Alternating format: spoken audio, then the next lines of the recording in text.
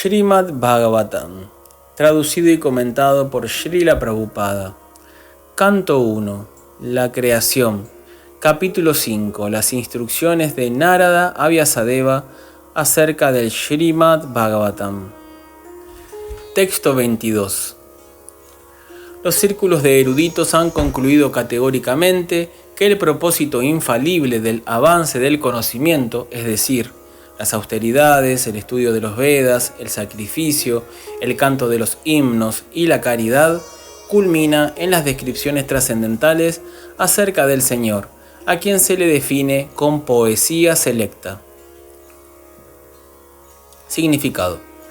El intelecto humano está desarrollado para avanzar en el estudio del arte, la ciencia, la filosofía, la física, la química, la psicología, la economía, la política, etc.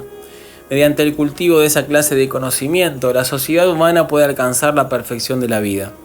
Esa perfección de la vida culmina en el hecho de llegar a comprender al Señor Supremo, Vishnu. El Shruti indica, por consiguiente, que aquellos que verdaderamente poseen una gran erudición deben aspirar a poder prestarles servicio al Señor Vishnu. Desgraciadamente, las personas que están enamoradas de la belleza externa de Vishnu Maya no entienden que la cúspide de la perfección o la autorrealización depende de Vishnu. Vishnu Maya significa disfrute de los sentidos, el cual es transitorio y desolador. Aquellos que están atrapados por Vishnu Maya utilizan el adelanto del conocimiento para el disfrute de los sentidos. Sri Narada Muni ha explicado que todos los enseres del universo cósmico no son más que una emanación del Señor que proviene de sus diferentes energías, pues el Señor, por medio de su energía inconcebible, ha puesto en movimiento las acciones y reacciones de la manifestación creada. Ellas han llegado a existir en virtud de su energía, descansan en su energía y después de la aniquilación se funden en Él. De manera que nada es diferente de Él, pero al mismo tiempo el Señor siempre es diferente de todo ello. Cuando el adelanto del conocimiento se aplica al servicio del Señor, todo el proceso se vuelve absoluto. La personalidad de Dios, su nombre, fama, gloria, etc., trascendentales, no son diferentes de Él.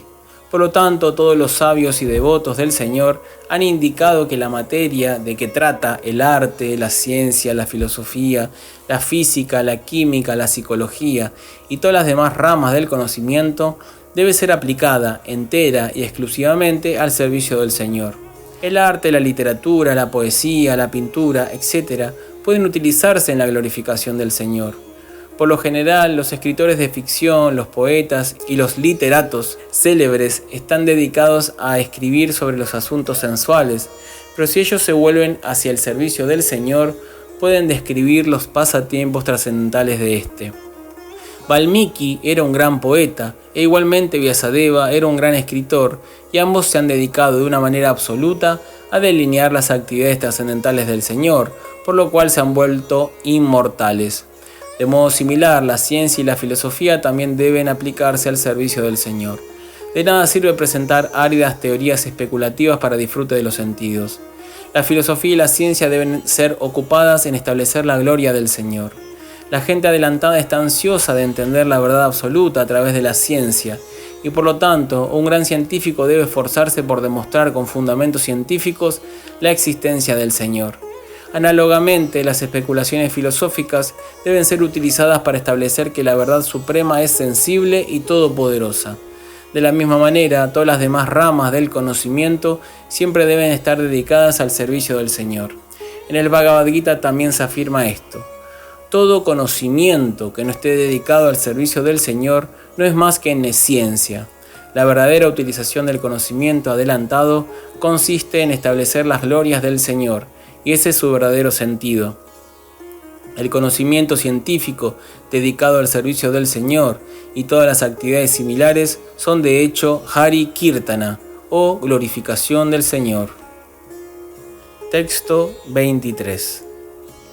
Oh Muni, en el último milenio nací como el hijo de cierta sirvienta dedicada al servicio de brahmanas que estaban siguiendo los principios del Vedanta.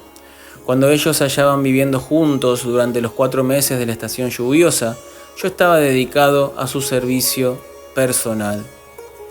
Significado. Sri Narada Muni describe aquí brevemente lo maravillosa que es una atmósfera sobrecargada de servicio devocional al Señor. Él era descendiente del más insignificante linaje y no se había educado adecuadamente, mas aún así, como dedicó toda su energía al servicio del Señor, se convirtió en un sabio inmortal. He aquí la poderosa acción del servicio devocional. Las entidades vivientes son la energía marginal del Señor, y por consiguiente tienen por finalidad ser bien utilizadas en el amoroso servicio trascendental del Señor. Cuando eso no ocurre, la situación de uno se denomina Maya. Por lo tanto, la ilusión de Maya se disipa de inmediato, tan pronto como toda la energía de uno se canaliza hacia el servicio del Señor en vez del disfrute de los sentidos. Con el ejemplo personal de Sri Narada Muni, en su nacimiento anterior, queda claro que el servicio al Señor comienza con el servicio a los sirvientes genuinos del Señor. El Señor dice que prestarle servicio a sus sirvientes es superior a prestarle servicio personal a Él. Prestarle servicio al devoto es más valioso que prestarle servicio al Señor. De manera que uno debe elegir a un sirviente genuino del Señor que esté constantemente dedicado a su servicio, aceptar a dicho sirviente en calidad de maestro espiritual y dedicarse al servicio de él. Un maestro espiritual de esa índole es el medio transparente mediante el cual se puede visualizar al Señor, quien se encuentra más allá de la concepción de los sentidos materiales. Por prestarle servicio al maestro espiritual genuino, el Señor consiente en revelarse en proporción al servicio rendido. La utilización de la energía humana en el servicio del Señor constituye el sendero progresivo de la salvación. La creación cósmica por entero se vuelve de inmediato idéntica al Señor, en cuanto se presta servicio en relación con Él, bajo la guía de un maestro espiritual genuino. El maestro experto conoce el arte de utilizar todo para glorificar al Señor, y por consiguiente, bajo su guía, el mundo entero puede ser convertido en la morada espiritual por la divina gracia del sirviente del Señor. Texto 24. Aunque esos seguidores del Vedanta eran imparciales por naturaleza, me bendijeron con su misericordia sin causa. En lo que a mí respecta, poseía control de mí mismo y a pesar de que era un niño, no sentía ninguna atracción por los juegos. Además, no era travieso y no hablaba más de lo necesario. Significado. En el Bhagavad Gita el Señor dice: todos los Vedas están buscándome a mí. El Señor Sri Chaitanya dice que en los Vedas solo hay 3 temas, a saber, establecer la relación que las entidades vivientes tienen con la personalidad de Dios, realizar los deberes relativos a manera de servicio devocional y alcanzar, pues, la meta máxima, regresar a Dios. De acuerdo con esto, Vedanta Vadis, o los seguidores del Vedanta, designa a los devotos puros de la personalidad de Dios. Dichos Vedanta Vadis, o los Bhakti Vedantas, son imparciales en la distribución del conocimiento trascendental del servicio devocional. Para ellos nadie es amigo ni enemigo, nadie es educado ni analfabeto, nadie es especialmente favorable ni nadie es desfavorable. Los Bhaktivedantas ven que la generalidad de la gente está perdiendo el tiempo en falsas cosas sensuales. Lo que a ellos les concierne es lograr que la masa de la gente ignorante restablezcan su perdida relación con la personalidad de Dios. Mediante esa clase de esfuerzos, hasta en la más olvidada de las almas se despierta el sentido de vida espiritual e iniciada así por los Bhaktivedantas, la generalidad de la gente progresa gradualmente por la senda de la comprensión trascendental. Así que los Vedantavadis iniciaron al niño incluso antes de que poseyera control de sí mismo y estuviera desapegado de los juegos infantiles, etc. Pero antes de la iniciación, él, el niño, se volvió más y más adelantado en lo que a disciplina concierne, lo cual es muy esencial para aquel que desea progresar en la línea. En el sistema de Varna Ashram Dharma, que es el comienzo de la verdadera vida humana, los niñitos mayores de 5 años son enviados al ashram del guru a convertirse en brahmacharis del ashram, en donde esas cosas se les enseñan a los niños sistemáticamente, ya sean hijos de un rey o hijos de ciudadanos ordinarios. La preparación era obligatoria no solo para crear buenos ciudadanos del Estado, sino también para preparar la futura vida del niño en aras de la iluminación espiritual. La irresponsable vida de disfrute de los sentidos les era desconocida a los hijos de los seguidores del Varna Ashram. Al niño incluso se le inyectaba discernimiento espiritual antes de que el padre lo colocara en el vientre de la madre. Tanto el padre como la madre eran responsables de que el niño tuviera éxito en librarse del cautiverio material.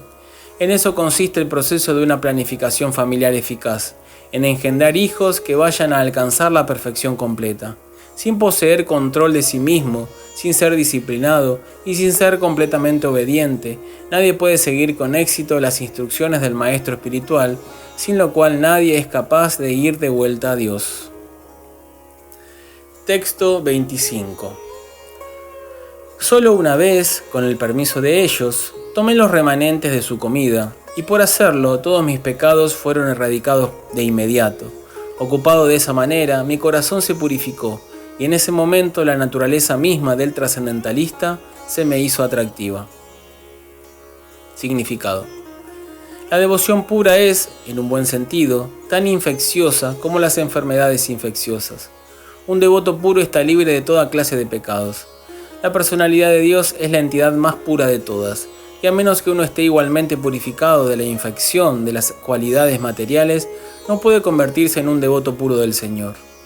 Los Bhaktivedantas, como se dijo anteriormente, eran devotos puros, y por asociarse con ellos y por comer una vez los remanentes de la comida de ellos, el niño se contagió de sus cualidades de pureza. Esa clase de remanentes pueden tomarse incluso sin el permiso de los devotos puros. Existen a veces pseudo devotos y uno debe cuidarse mucho de ellos. Hay muchas cosas que le impiden a uno participar en el servicio devocional, pero en virtud de la asociación de los devotos puros, todos esos obstáculos son eliminados. El devoto neófito se enriquece de manera práctica con las cualidades trascendentales del devoto puro, lo cual significa sentir atracción por el nombre, la fama, la calidad, los pasatiempos, etc. de la personalidad de Dios. Contagiarse de las cualidades del devoto puro significa absorber el gusto de la devoción pura, siempre en relación con las trascendentales actividades de la personalidad de Dios. Ese gusto trascendental hace que de inmediato todas las cosas materiales se vuelvan desagradables. Por consiguiente, un devoto puro no siente atracción en absoluto por las actividades materiales. Después de eliminar todos los pecados u obstáculos del sendero del servicio devocional, uno puede sentirse atraído, tener constancia, gusto perfecto, emociones trascendentales y por último, uno puede situarse en el plano del servicio amoroso del Señor.